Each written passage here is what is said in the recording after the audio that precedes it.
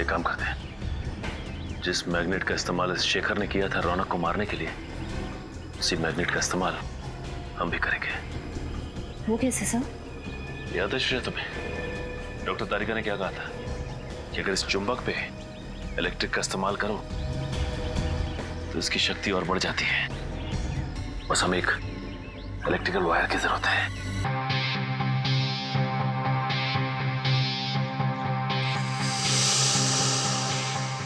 Role sound. Scene 29, shot 3, take 1. Action.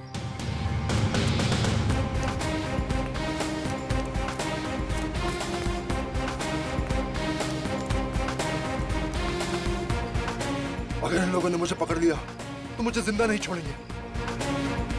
मुझे कैसे भी पुलिस को फोन कर इस ड्रग डील के बारे में इन्फॉर्म करना चाहिए। कहाँ जाऊं?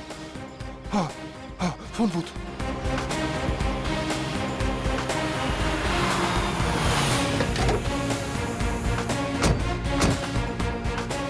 हो रहा। अरे यार डायलॉग बोल। ये डायलॉग क्यों नहीं बोल रहा है? क्या हो गया इसको? तुमने रिहर्सल करवाई थी इसकी? सर दो बार इसको रिहर्सल करवाई थी, पता नहीं क्यों नहीं डायलॉग बोल रहा है। क्या हो गया इसको पता नहीं। प्रॉम्प्ट कर। हेलो सर, आपको 100 नंबर डायल करके बोलना है। Hello police. सर मैं केतन बोल रहा हूँ। सर आप क्या कर रहे हो सर? आप 100 नंबर डायल करो सर। ये वो यहाँ भूत बन के क्यों खड़ा हो गया यार? इसको पता नहीं कैमरा कहाँ लगा हुआ है यार। ये बोल क्यों नहीं रहा है? Cut it! जाओ जाके उसको समझा कर क्या रहा है वहाँ पे। कितनी बार जाके बोल समझाओ? उसको डायलॉग बोले यार। कहाँ से उठा के ले आते हैं आप भी। सुपरस्टार है, कोई और नहीं मिला था कष्ट करने के लिए। अरे मुझे कोसना बंद करो यार।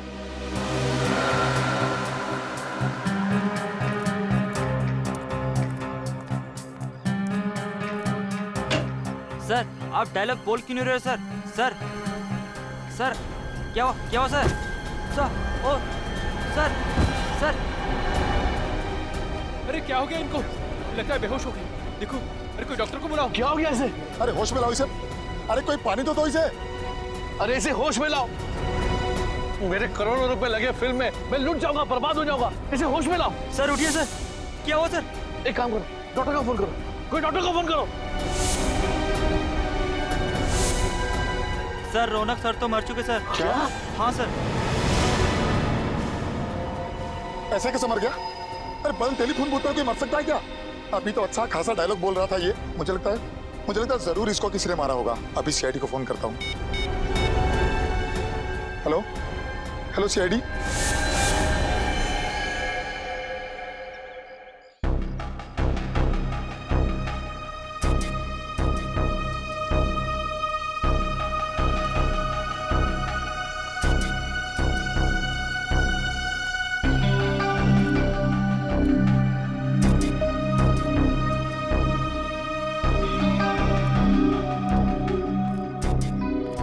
ना कोई चोट का निशान है, ना कोई घाव है, खून का एक धब्बा तक नहीं कहीं पर भी।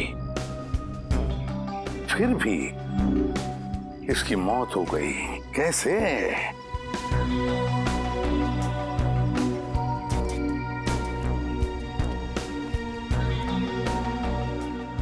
तुम्हारे कहने के मुताबिक तुम्हारी शूटिंग चल रही थी, मतलब ये यहाँ पर एक सीन चल रहा था। उस सीन में रौनक वहां से दौड़ के आया और या इस टेलीफोन बूथ में घुसा और फिर वहां खड़े खड़े मर भी गया। हाँ सर, मेरे बार डायलॉग प्रॉम्प्ट करने के बाद भी वहाँ से कोई रिस्पांस नहीं आ रहा था सर। फिर मैंने टेलीफोन बूथ का दरवाजा खोला सर, फिर वो मेरे ऊपर ही आकर गिर पड़े।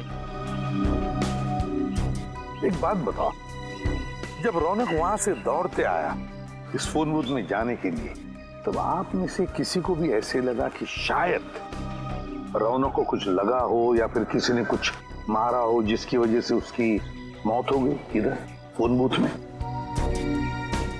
नहीं सर, किसी ने उस पर कोई वार नहीं किया। क्या फोन बूथ के अंदर कुछ था जिसे हमारे आने से पहले आपने मिटा दिया हो? नहीं सर, किसी ने किसी भी चीज को हाथ नहीं लगाया। बड़ी अजीब बात है, किसी ने किसी भी चीज को हाथ नहीं लगाया, ना रौनक के साथ यहाँ पर कुछ भी हुआ, फिर भी उसकी मौत हो गई। कैसे? सर ये मरा नहीं है, जरूर इसे किसी ने मारा। वैसे आप कौन हैं? सर मैं इस फिल्म का प्रोड्यूसर हूँ, अच्छा, तो इस फिल्म के प्रोड्यूसर आप हैं और आप डायरेक्टर हैं। क्यों ये प्रोड्यूसर साहब ऐसा क्यों कह रहे हैं कि रौनक की मौत नहीं, उसे किसी ने मार डाला? सर मुझे कुछ नहीं पता सर मैं तो वहां बैठा अपना शॉट ले रहा था। रौनक जी अचानक से दौड़ते हुए और खड़े खड़े उनकी मौत हो गई। तुम्हें कुछ नहीं पता, यहाँ पर किसी को भी कुछ भी नहीं पता, फिर भी रौनक की मौत हो गई। सर, हमने सुना है कि मिस्टर रौनक की हत्या हुई। आप लोग अंदर कैसे आ गए? सर हमने सुना है इस फिल्म के लिए आपने करोड़ों रुपए का फाइनेंस लिया था। अगर रौनक जी की फिल्म रिलीज नहीं हुई तो क्या आपका दिवाला निकल जाएगा? ये किस तरह के सवाल कर रहे हैं आप लोग? और आप लोग अंदर आए कैसे? सिक्योरिटी इन्हें अंदर कैसे आने दिया? सर आप बताइए। सर देखिए, तहकीकात जारी है, जैसे कुछ मिल जाएगा हम आपको इन्फॉर्म कर देंगे। तब तक हमें जरा अपना काम करने दीजिए। Thank you very much. आप पंकज, कुछ मिला? नहीं सर, बूथ में कोई भी निशान या सबूत नहीं है। हाँ सर, सब कुछ ठीक ठाक है सर। लाश को फोरेंसिक लैब भेज दो। सर आप मेरा विश्वास कीजिए, इसे मारा गया है, इसका खून हुआ है। वो तो हम पता लगा ही लेंगे कि रौनक का खून हुआ है या नहीं, और अगर खून हुआ है तो ये भी पता लगा लेंगे कि रौनक का खून किया किसने है। समझे आप?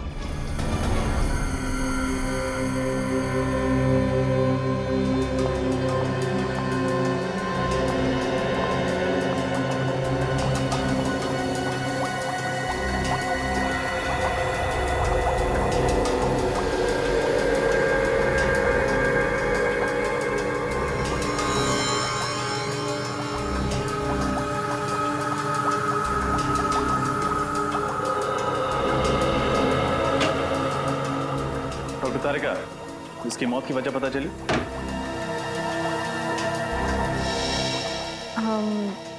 इसकी मौत दिल के दौरे की वजह से हुई है क्या?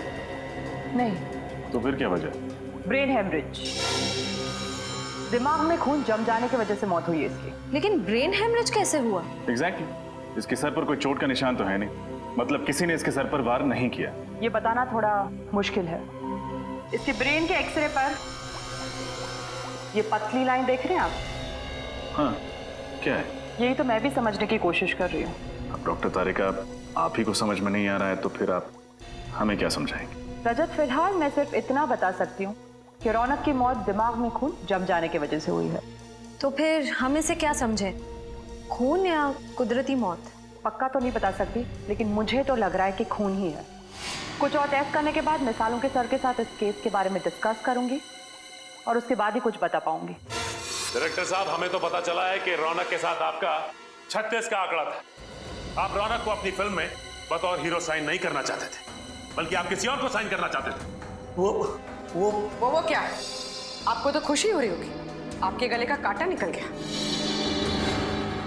ये सरासर गलत है मैडम, ये सच नहीं है। रौनक इंडस्ट्री का सबसे बड़ा स्टार था और हर डायरेक्टर यही चाहता था कि उसके साथ काम करे। लेकिन हमारी जानकारी के हिसाब से तुम मुझसे बहुत परेशान थे। क्या छिपा रहे हमसे? हाँ, मैं परेशान था, बहुत नखरे थे उसके। एक तो लेटा रहा, ऊपर से जल्दी चले जाना, ये नहीं खाऊंगा, वो नहीं खाऊंगा, ये नहीं पहनना है, वो नहीं पहनना है, वगैरह वगैरह। क्या ये तुम्हारी पहली फिल्म है? नहीं मैडम, इससे पहले मैंने 1-2 छोटी मोटी फिल्में की हुई हैं, लेकिन इतने बड़े सुपरस्टार के साथ ये मेरा पहला मौका था मैम। मेरा तो कैरियर अभी शुरू हुआ था, मैं भला ये कैसे कर सकता हूँ? फिर कौन कर सकता है? हाँ, कौन कर सकता है ये घिनौना काम?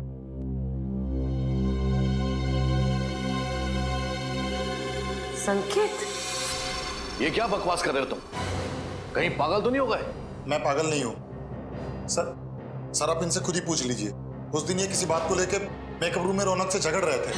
क्या इनका और रौनक का झगड़ा हुआ था आपस में? जी सर। तुम्हारा दिमाग खराब तो नहीं हो गया?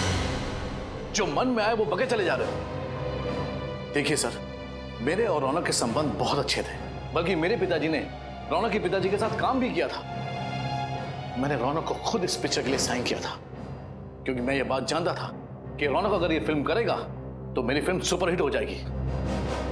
वो मुझे टाइम नहीं दे रहा था। और उस दिन तो ये क्या रौनक, डेट्स नहीं है, टाइम नहीं है, तुम मेरे साथ ऐसे कैसे कर सकते हो? मैंने कहा ना, डेट्स नहीं है मतलब डेट्स नहीं है। प्लीज मेरा दिमाग खराब मत कीजिए आप। दिमाग तो मेरा खराब हो रहा है। रौनक, तुम इतने अनप्रोफेशनल कैसे हो सकते हो? याद है तुमने एग्रीमेंट साइन किया मेरे साथ।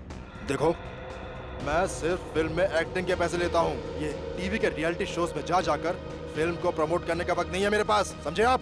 इसका मतलब यह है कि तुम प्यार से नहीं मानोगे। ओह, तो तुम मुझे सुपरस्टार रौनक को धमकी दे रहे हो? हाँ? तुम कर क्या लोगे मेरा? अगर मुझे गुस्सा आया ना तो तुम्हारी ये जो फिल्म है ना, इसे बीच में ही छोड़ के चला जाऊंगा। रास्ते पे आ जाओगे, समझे? मैं रास्ते पर आ जाऊंगा? मैं चुटकी भर में तुम्हें बर्बाद कर सकता हूं रौनक, चुटकी भर में। बस मीडिया के सामने जाकर मैंने तुम्हारे और सुप्रिया के रिश्ते की बात बता दी तो तुम उसी समय बर्बाद हो जाओगे रौनक। रास्ते पे मैं नहीं, तुम आओगे, तुम। सुप्रिया? सुप्रिया के बारे में आप क्या जानते हैं? सब कुछ जानता हूं मैं रौनक, तुम्हारे और सुप्रिया का राज सब पता है मुझे। बस मीडिया के सामने जाकर मुंह खोलने की देरी है।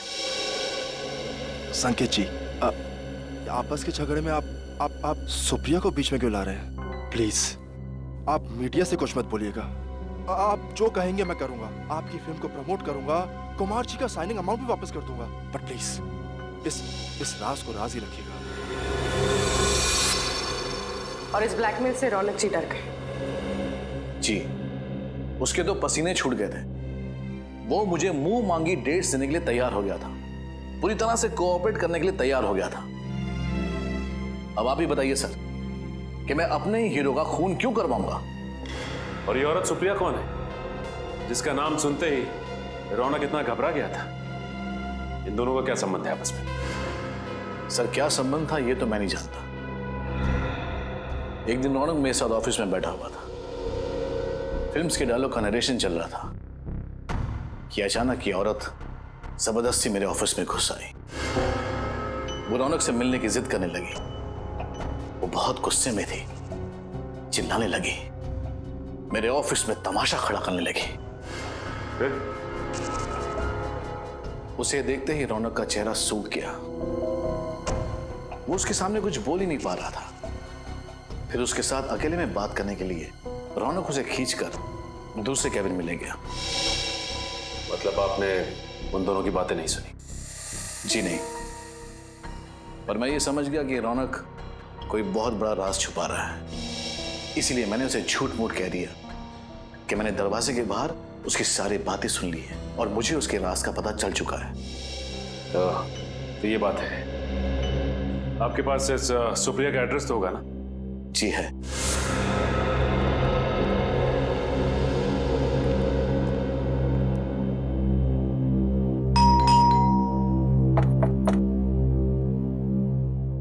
क्या बात है सर? कब से बेल बजा रहे हैं, कोई दरवाजा नहीं खोल रहा। लगता है कोई घर में नहीं है। ठीक है, बिन बुलाए मेहमान बन जाते हैं।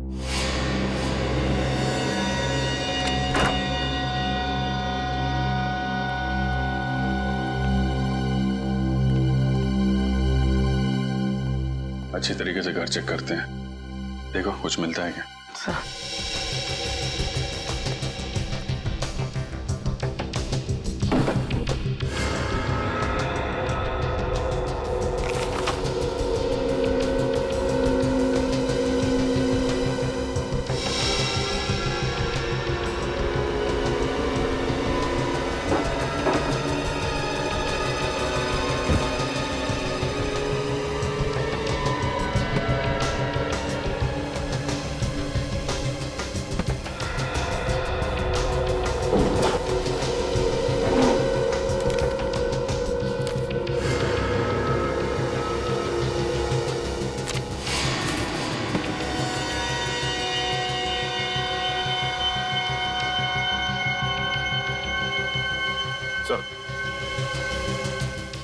ये देखिए सर, रौनक और सुप्रिया की फोटो उस कमरे में किताब के अंदर छिपा के रखी थी।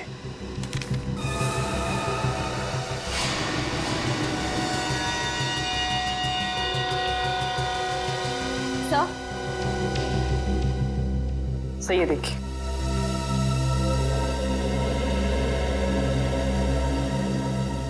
माय गॉड, तो ये चक्कर है।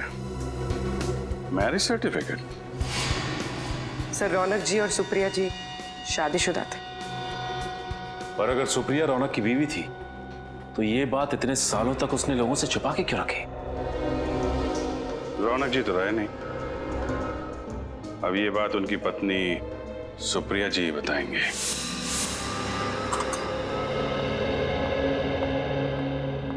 मैम। यस प्रिया। कान की स्किन मैंने चेक की है, वहाँ कहीं मुझे गन पाउडर नहीं दिखा। ओके।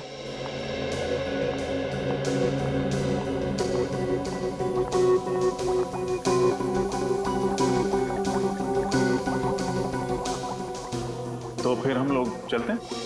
नहीं मतलब यहाँ रुकने का कोई फायदा मुझे तो नहीं दिख रहा। फायदा है रजत। क्या? इंतजार खत्म हुआ आप लोगों का। रौनक की मौत गोली से हुई है। गोली से? डॉक्टर तारिका, पहले आपने कहा था कि मौत खून जम जाने के कारण हुई थी, और अब गोली से? मैंने टेस्ट किया है, इसकी मौत गोली से ही हुई है। लेकिन उसके शरीर पर कहीं गोली लगने का निशान तो है नहीं। ना ही कहीं से खून निकला है, फिर गोली से कैसे मौत हुई? क्योंकि ये एक अजीब तरह की गोली है, बिल्कुल सुई जितनी पतली। रौनक के दिमाग में एक तरफ से घुसी और दूसरी तरफ से बाहर निकल गई। अब आप ये भी बता दीजिए कि गोली चली कहाँ से? ये ढूंढना तो आप लोगों का काम है ना। वैसे फोन बूथ के बाहर से चली होगी। फोन बूथ का कांच बिल्कुल सही सलामत है। सर, हो सकता है कांच में छेद इतना छोटा हो कि हमें दिखाई ना दिया हो सकता है श्रेय। एक काम करते हैं, फोन बूथ के कांच को एक्सपर्ट से चेक करवाते हैं, पता चल जाएगा गोली बाहर से चली थी या अंदर से। फोन बूथ के ग्लास से कुछ पता चला क्या? नहीं सर, अभी तक 3 कांच की जांच हो चुकी है, चौथी की जारी है।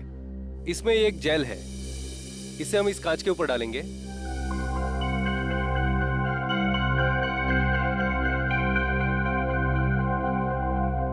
इस कांच पर फैलाने के बाद इसे एक सूखे कपड़े से पोंछ देंगे।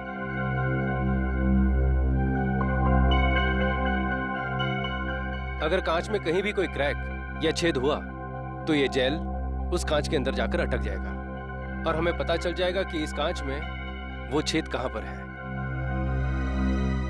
सर, हमने टेलीफोन बूथ को अच्छी तरह से चेक किया था, अंदर कोई सुराग नहीं था।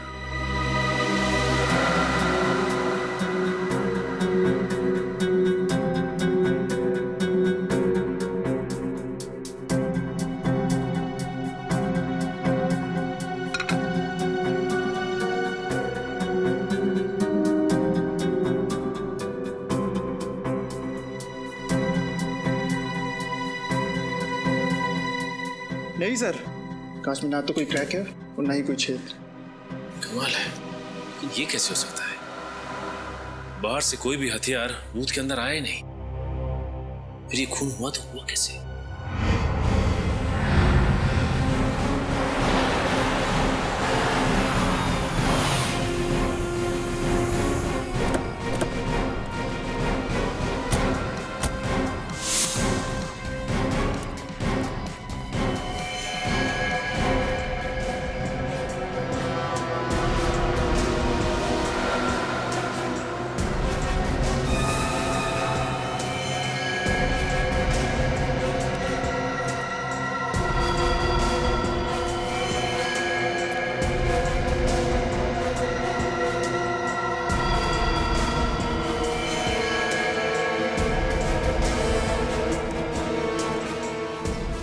चकनाके के 3 ऑफिसर्स को मार दिया,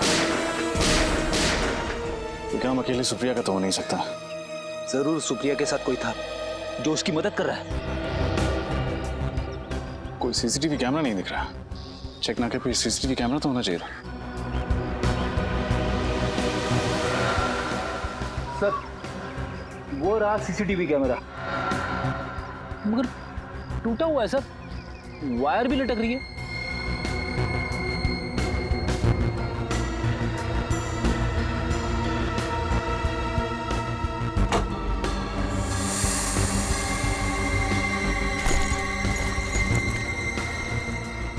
लेडीज बैग, शायद सुप्रिया की होगी।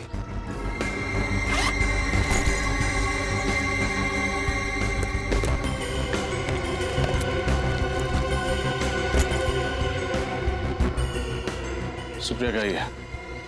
उसका लाइसेंस, उसके क्रेडिट कार्ड्स। हो सकता है सर कि इन तीनों ऑफिसर्स ने सुप्रिया को बस में देखा, उसे बस में से उतारा और फिर हमारे आने तक उसे यहाँ पे बिठा के रखा। हो सकता है। लेकिन एक बात समझ में नहीं आ रही सर, अगर सुप्रिया अपने साथियों के साथ इन तीनों ऑफिसर्स का खून करके भाग गई तो फिर उसने ये पर्स यहाँ पे क्यों रखी? इसी सवाल का तो जवाब ढूंढना है फ्रेडी। कोई भी मुजरिम इतना बड़ा सबूत पीछे छोड़ के क्यों जाएगा? हो सकता है वो हमें गुमराह करने की कोशिश कर रही हो।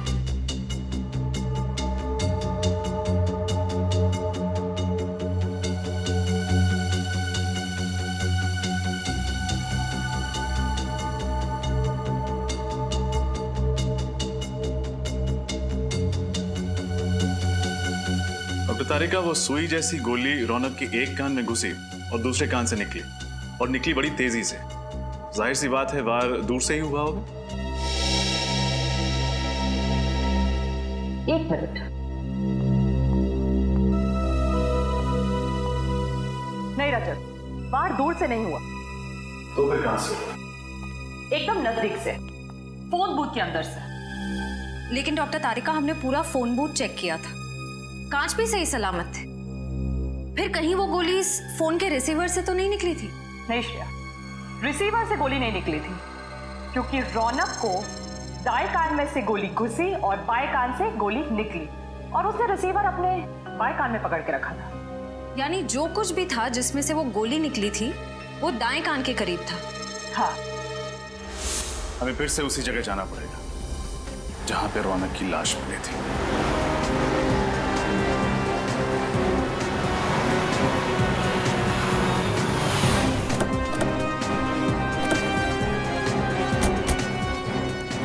सर, हमने पूरे एरिया को सील कर दिया। Very good. अब देखते हैं, अगर हमारी नजरों से कुछ छूटा है तो अभी मिलना ही चाहिए।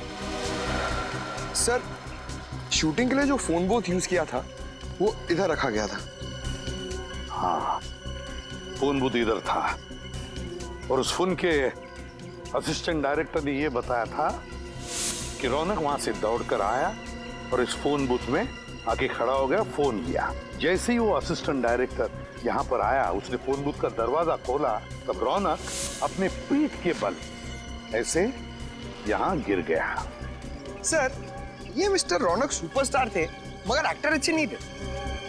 पंकज, हम ये रौनक के एक्टिंग के बारे में डिस्कस करने नहीं आए, समझे? नहीं सर, मेरे कहने का मतलब था कि उनको कभी डायलॉग याद ही नहीं रहते थे, इसलिए तो वो ईयरफोन पहनते थे डायलॉग प्रॉम्प्ट सुनने के लिए। क्या कहा तुमने? ईयरफोन? ईयरफोन? छोटा सा ईयरफोन और माइक्रोफोन, कॉर्डलेस। वो तो हमें लाश के ऊपर से नहीं मिला, फिर माइक्रोफोन गया कहां? वो माइक्रोफोन ढूंढो, ढूंढो, यहीं कहीं आसपास ही मिलना चाहिए।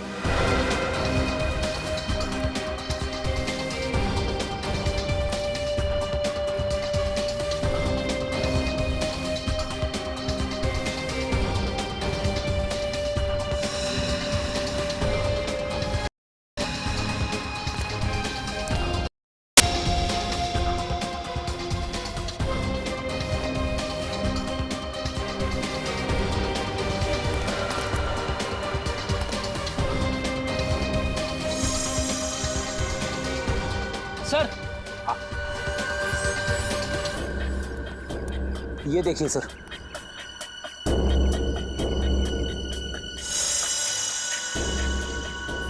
यही तो है वो माइक्रोफोन, यही है। उठाओ इसे, संभल के, ध्यान से।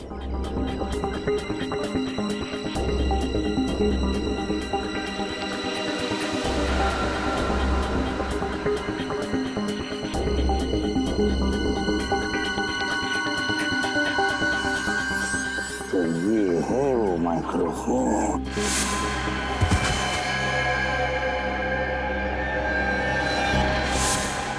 देखो कितना छोटा सा माइक्रोफोन है, कितना छोटा सा। लगता है कुछ गड़बड़ है इस माइक्रोफोन में। जरा मैग्नीफाइंग ग्लास देना तो।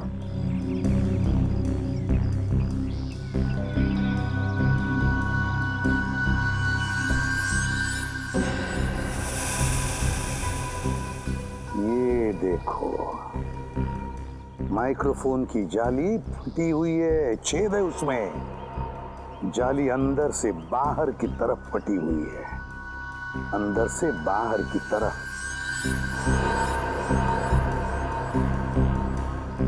अंदर से बाहर की तरफ फटी हुई है, इसका मतलब है इस माइक्रोफोन के अंदर कोई ऐसी चीज फिट की गई थी जो बड़े जोर से अंदर से बाहर की तरफ आई।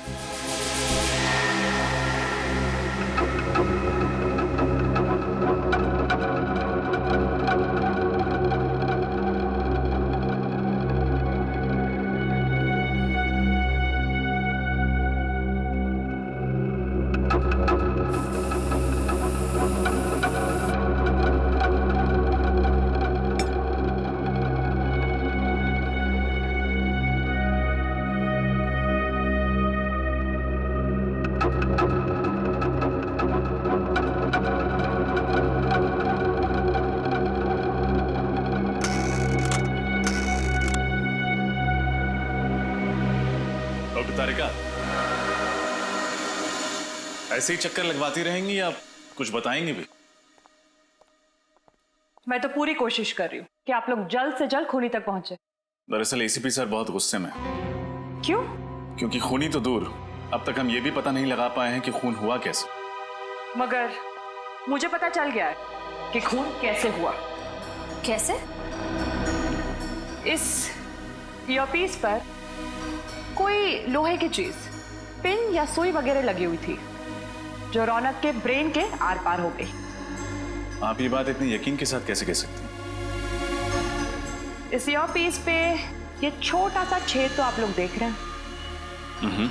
इस जाली के लोहे के अंश रौनक के भेजे में मिले लोहे के अंश से मैच होता है। इसका मतलब वो चीज जाली से निकलकर रौनक के कान से होते हुए उसके दिमाग में घुस गई।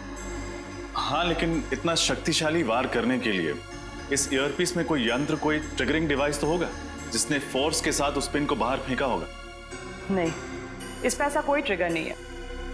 ये ईयरपीस मैंने अच्छी तरह से चेक किया है। तो फिर उस पिन से वार हुआ कैसे? वो पिन अपने आप तो बाहर नहीं निकली होगी। ये पता चल जाएगा, बस थोड़ा सा वक्त दीजिए मुझे। तब तक हमें उस आदमी का पता लगाना होगा जिसने ये खास किस्म का ईयरपीस बनाया है। इस प्रॉम्प्टर को ध्यान से देखिए। क्या ये आपके यहाँ का है? हाँ, ये तो हमारे यहाँ का ही माल है। पर ये आपको कहाँ से मिला? ये तो रौनक के पास था। रौनक की लाश के पास से। क्या? जी हाँ, रौनक का इस प्रॉम्प्टर से खून हो गया है। सर, पर ये तो एक छोटा सा माइक्रोफोन है। इतनी छोटी चीज से किसी की जान कैसे जा सकती है? जान जा सकती नहीं, बल्कि जा चुकी है। ये देख रहे हैं आप, इस प्रॉम्प्टर की ये स्पीकर की जो जाली है, इसमें शायद किसी ने पिन डाला था। क्या ये पिन आपने डाला था? जी हाँ, बिल्कुल, ये पिन मैंने ही डाली थी। लेकिन क्यों डाला था ये पिन आपने? सर, रौनक जी के ऑफिस से उनकी सेक्रेटरी का फोन आया था। उनकी सेक्रेटरी? कोई औरत? हाँ, एक औरत थी और उसी ने मुझे कहा था ये पिन प्रॉम्प्टर के स्पीकर में डालने को। उसने कहा और आपने मान लिया? हाँ हाँ, पर तभी मुझे कुछ अजीब नहीं लगा था। उसने कहा था कि रौनक जी एक एक्शन सीक्वेंस शूट करने वाले हैं जिसमें खूब उछलना कूदना होगा, इसलिए उन्हें ये पिन चाहिए थी जिसकी वजह से प्रॉम्प्टर कान में अपनी जगह से हिले नहीं। लेकिन सर, रौनक की तो कोई सेक्रेटरी नहीं थी ना? हाँ श्रेया, इस खूनी ने ये खून बड़ी बारीकी से प्लान किया था। मुझे तो लगता है कि सुप्रिया का भी हाथ है इसमें। हाँ सर, मुझे भी यही लगता है। जिस तरह से वो सिक्योरिटी ऑफिसर को मार के भागी चेकनाके पे, उससे तो यही लगता है कि और भी लोग इसमें शामिल हैं। सुप्रिया को जल्द से जल्द पकड़ना होगा, जल्द से जल्द।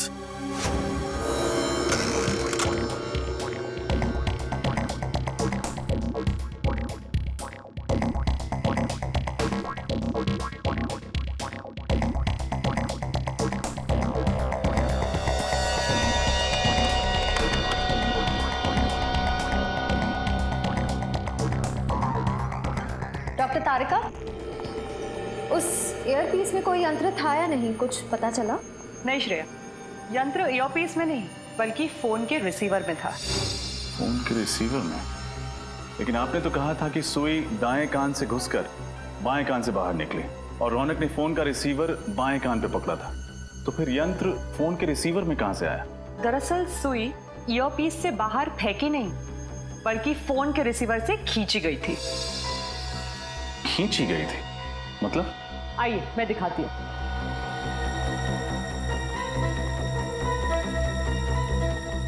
ये देखिए, ये है वो सुई जिसे रौनक की मौत हुई, मैग्नेट से चिपकी हुई। और इस चुंबक की वजह से सुई दाएं कान में घुसी और बाएं कान से बाहर निकल आई। जी हाँ, और ये मैग्नेट कोई मामूली मैग्नेट नहीं है, ये एक खास किस्म का मैग्नेट है जिसे नियोडाइमियम मैग्नेट कहते हैं।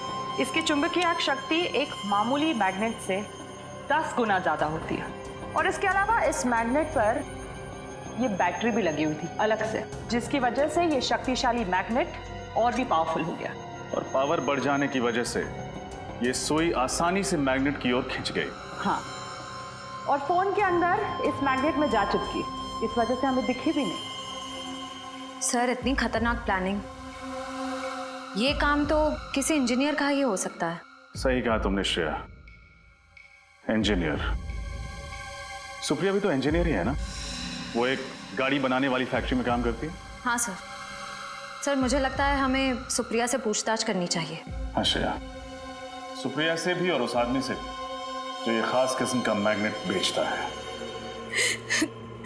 सर, 2 दिन से मेरी बेटी लापता है, उसका फोन भी नहीं लग रहा। उसके घर पे पता किया तो उसकी कोई खबर नहीं मिली। इसी सिलसिले में हम आपसे बात करने आए हैं। हमें शक है कि सुप्रिया ने रौनक जी का खून किया। क्या? नहीं, ये नहीं हो सकता सर, ये नामुमकिन है। क्यों नहीं हो सकता? क्योंकि सुप्रिया तो रौनक की पत्नी। ये बात हमें पता है। देखिए, कुछ और लोग भी मिले हैं सुप्रिया के साथ जो उसकी मदद कर रहे हैं। सुप्रिया चेक नाके पे पकड़ी गई थी, वहां पे 3 पुलिस वालों को मार के वो लोग फरार हो गए। नहीं सर, ऐसा नहीं। आप मेरी बेटी पर गलत इल्जाम लगा रहे हैं। वो किसी का खून कर ही नहीं सकती। अरे रौनक का तो कभी नहीं। वो दोनों तो एक दूसरे से इतना प्यार करते थे, कॉलेज में दोनों इकट्ठे पढ़ते थे सर, और पढ़ाई खत्म होने के बाद दोनों ने शादी कर ली। अगर ऐसी बात है तो फिर रौनक जी ने अपनी शादी की बात दुनिया वालों से छिपाई क्यों नहीं बताया कि सुप्रिया उनकी पत्नी है?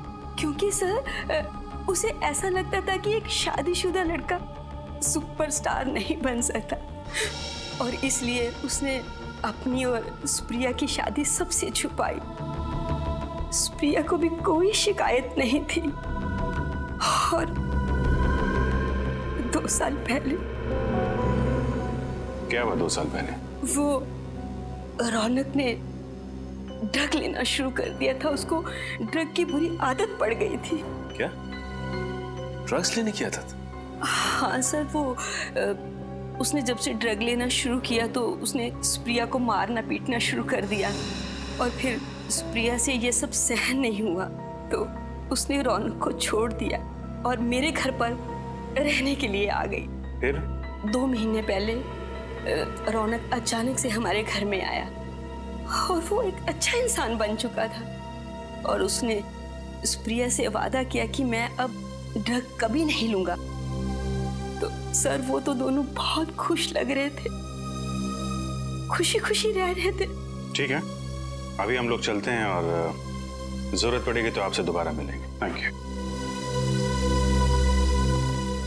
ऐसा लगता है कि सुप्रिया की माँ ठीक कह रही है। हो सकता है।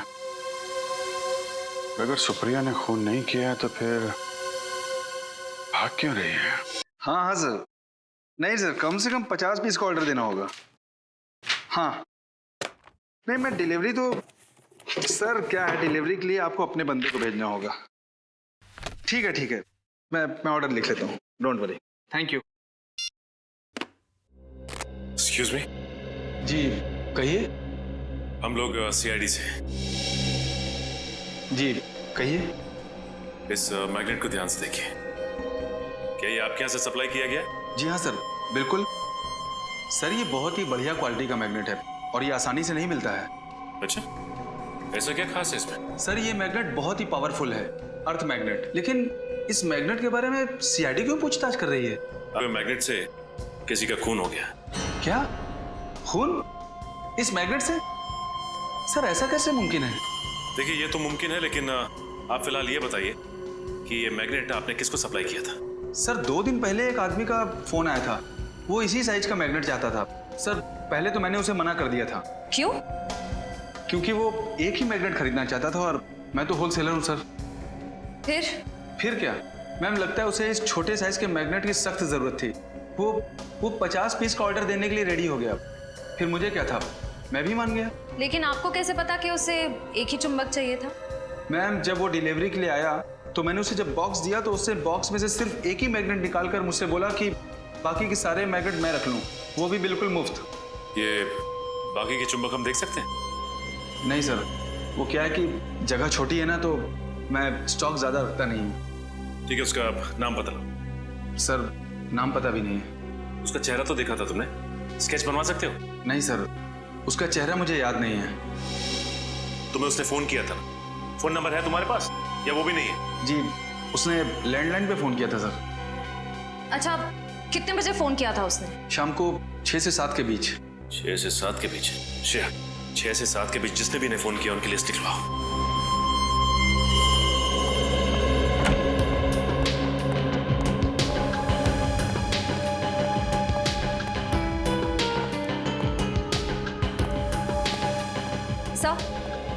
सर मैंने उस मैग्नेट सप्लायर के सारे कॉल रिकॉर्ड्स चेक किए। इस सीडी में वो सारे नंबर्स हैं जिनसे उस मैग्नेट सप्लायर को उस शाम कॉल्स किए गए थे। That's really good. अब खूनी का आसानी से पता चल जाएगा। एक काम करो श्रेया, इस सीडी को सिस्टम में रन करके देखो कोई नंबर ऐसे हैं जो इस केस से जुड़े हैं। सर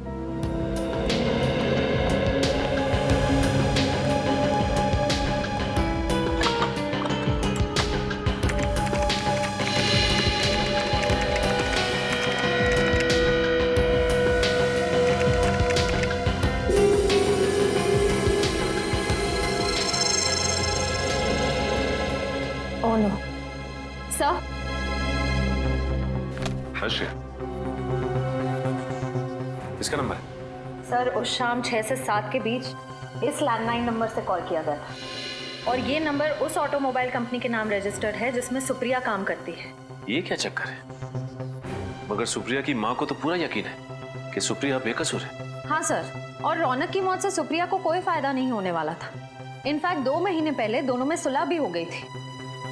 शायद ये भी तो हो सकता है कि रौनक की प्रॉपर्टी के लिए सुप्रिया ने उसका खून कर दिया। लेकिन सर रौनक ने अपनी सारी प्रॉपर्टी, सारे इन्वेस्टमेंट सुप्रिया के नाम कर दिए थे। उसके सारे डॉक्यूमेंट्स मुझे सुप्रिया के कमरे से ही मिले थे। कमाल है, अगर सुप्रिया को पहले से ही पता था कि रौनक ने सारी प्रॉपर्टी उसके नाम कर दी है तो फिर वो रौनक क्यों मारेगी? सर यही तो समझ में नहीं आता। एक काम करते हैं श्रेया, इस सुप्रिया के ऑफिस चलते हैं, क्योंकि ये फोन सुप्रिया के ऑफिस के लैंडलाइन से आया था, उसके मोबाइल से नहीं। मतलब बात कुछ और ही है। एक्सक्यूज मी, यहाँ का इंचार्ज कौन है? जी मैं यहाँ का सुपरवाइजर हूँ परेश। क्या बात है सर? देखिए हम लोग सीआईडी से और एक खून की तहकीकात कर रहे हैं। हमें शक है कि आपके एक कर्मचारी सुप्रिया ने खून किया है। सुप्रिया और खूनी? मुझे विश्वास नहीं हो रहा है सर। देखिए आपको विश्वास हो ना हो, लेकिन सुप्रिया ने अपने पति का खून किया है।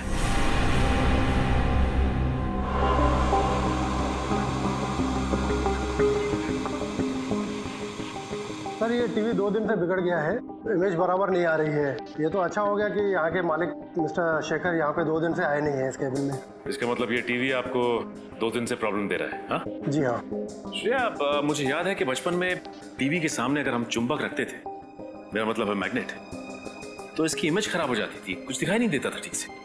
हाँ सर, कहीं इस टीवी के पास भी तो लगता तो ऐसे ही है।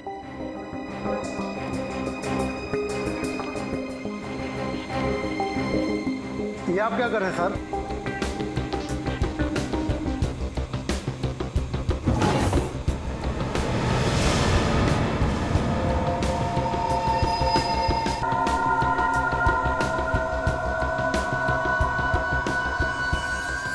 सर, इन मैग्नेट्स की साइज बिल्कुल वैसी ही है जैसी हमें उस फोन के रिसीवर में मिली थी।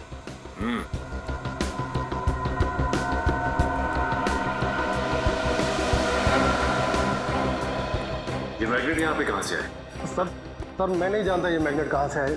मैंने पूछा ये मैग्नेट यहाँ पे कहाँ से आया था? क्या जरूर कोई ना कोई आया था? सर 2 दिन पहले मिस्टर शेखर आए थे यहाँ पे रात को ये मैग्नेट्स लेकर। तो मिस्टर शेखर अपने कैबिन में आए थे 2 दिन पहले, और वो भी रात को, और इन मैग्नेट्स को यहाँ पर रखकर चले गए। इसका मतलब जिसकी तलाश हमें है वो और कोई नहीं बल्कि शेखर ही है। नीचे करो। क्या हाल बना रखा है इसका? मर तो नहीं गई? जिंदा है सर। बच गए तुम दोनों आज। आज का दिन तुम दोनों के लिए आखिरी दिन होता। इसमें हमारी क्या गलती है सर? गलती के बच्चे, कितने घंटे हो गए अब तक होश में क्यों नहीं आई? पूरी बोतल क्लोरोफॉर्म की सुंघा दी क्या इसको? नहीं बॉस, चेकनाका पर जब कांस्टेबल को गोली मारी तो ये भागने लगी। पकड़ने की कोशिश की तो हाथ में काट लिया, शायद इसलिए ज्यादा क्लोरोफॉर्म सुंघा दिया। कितना बोलता है तू? अब चुप कर, जाके पानी लेके इसके मुंह पे छाड़। हाँ बॉस।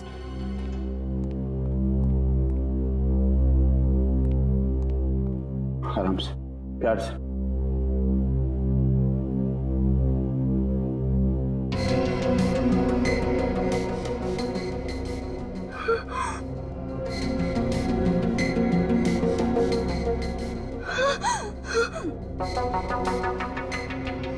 शेखर, होश में आते ही पहचान लिया? सही कहा तुमने, सही मायने में आज पहचाना है तुम्हें। क्या करूं डार्लिंग, मैं मजबूर था। वो कहते हैं ना, प्यार और जंग में सब कुछ जायज है। मुझे माफ करना प्लीज।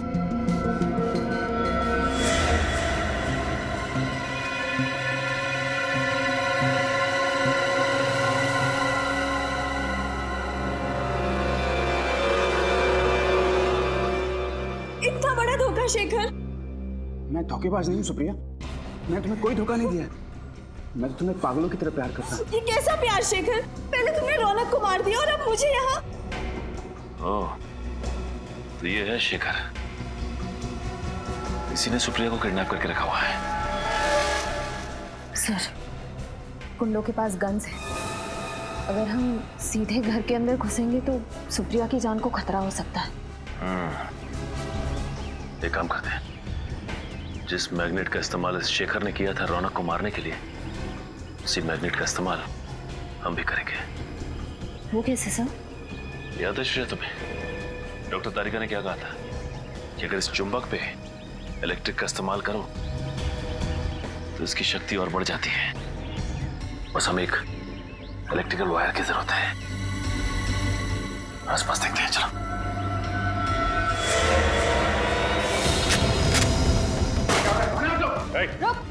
क्या हो रहा है?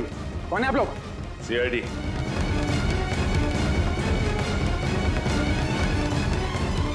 सीआईडी? हाँ, CID mister Shekhar. Mister Shekhar, जिस तरह मैग्नेट से तुमने रौनक को मारा ना, उसी तरह मैग्नेट से हमने तुम्हें अपने कब्जे में कर लिया। गलती भी नहीं भागने की। सीआईडी से कोई नहीं बच सकता।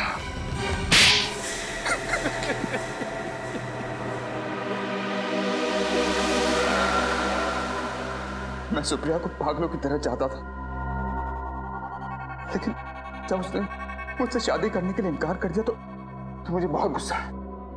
मगर सुप्रिया तो शादीशुदा थी ना, उसकी रौनक से शादी हो चुकी थी। जानता था मैं सब, मगर सुप्रिया को मैंने 2 साल तक रोते बिलखते देखा था। जिंदगी से निराश हो चुकी थी, तब मैंने उसे संभाला था। वो तो अपने ड्रग एडिक्ट पति को तलाक भी देने वाली थी। उसके बाद हम दोनों शादी करने वाले थे, मगर अचानक एक दिन अचानक रौनक ने अपने ड्रग्स लेने की आदत छोड़ दी। वो सुधर गया था और अपनी पत्नी को वापस पाने के लिए वो अपनी शादी का ऐलान करने को भी तैयार हो गया। हाँ, सुप्रिया ने रौनक को माफ कर दिया था और वो उसके पास वापस चली गई। मेरे प्यार और एहसान को भूल चुकी थी वो। मैं बहुत करीब आया, सुप्रिया को पाने की पूरी कोशिश की कि उसने मुझसे कहा कि वो रौनक से बहुत प्यार करती और वो उसे छोड़कर मेरे पास कभी नहीं आएगी। और इसलिए तुमने रौनक का खून कर दिया और सुप्रिया से शादी करने की प्लानिंग कर ली। अगर तुम सुप्रिया को चाहते थे, उससे प्यार करते थे, तो रौनक के खून के इल्जाम में उसे फंसाया क्यों तुमने? क्योंकि मुझे लगा कि चेक नाका के ऑफिसर्स के खून के बाद सीआईडी को लगेगा कि असली खूनी सुप्रिया ही है। मैं सुप्रिया को कानून से बचाता और फिर सुप्रिया को भी लगता कि जेल जाने से अच्छा वो मेरे साथ अंडरग्राउंड हो जाए और फिर सारी जिंदगी वो मेरे एहसानों के तले दबी रहती। शर्म आनी चाहिए तुम। सच्चा प्यार वो होता है जिसमें लोग एक दूसरे के लिए बलिदान देते हैं, लेकिन तुमने सुप्रिया को पाने के लिए उसके पति का खून कर दिया। अब कानून इस जुर्म के लिए तुम्हें सिर्फ और सिर्फ फांसी देगा।